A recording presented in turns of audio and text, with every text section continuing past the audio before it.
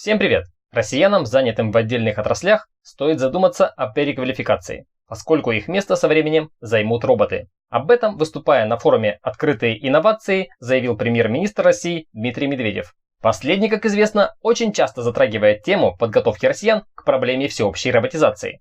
При этом, в отличие от бескомпромиссной позиции премьера по вопросу введения в России 4-дневной рабочей недели, в этот раз Дмитрий Медведев постарался деликатно обойти проблему. Так премьер-министр выразил уверенность в том, что у россиян проблем в трудоустройстве в будущем не будет. Если точнее, то Дмитрий Медведев заявил, что машины будут заниматься низкоквалифицированным трудом. На основе каких данных сделан такой вывод, председатель правительства не уточнил. Однако, учитывая, какие средства тратятся на разработку искусственного интеллекта, в то, что роботам уготовлена лишь второстепенная участь, верится с трудом. Только по официальным данным, опубликованным Минкомсвязь, бюджет развития сквозных цифровых технологий до 2024 года уже составляет более 1 триллиона рублей. Также Медведев добавил, что люди должны развивать навыки, которые отличают их от роботов, креативность мышления и способность оперативно решать проблемы. Таким образом, либо что-то в области отечественных технологий роботостроения пошло не так, либо Дмитрий Медведев что-то не договаривает.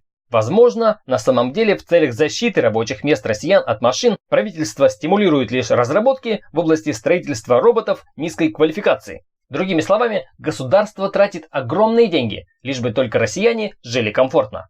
При этом, понимая всю общественную опасность развития искусственного интеллекта, власть давно поставила на этих разработках жирный крест. Либо все же ожидания государства от разработчиков искусственного интеллекта оказались далеки от их возможностей. Таким образом, из слов председателя правительства можно сделать неутешительный вывод для российской науки о том, что искусственный интеллект – это недостижимая для России задача. Другими словами, все, на что наши ученые способны, это лишь заставить жестянку решать простейшие задачи на уровне «подай-убери».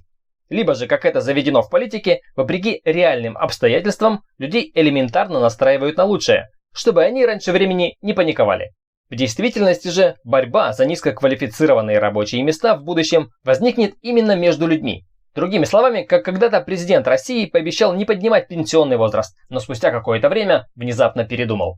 Либо объяснением произошедшего может являться совсем фантастическая версия.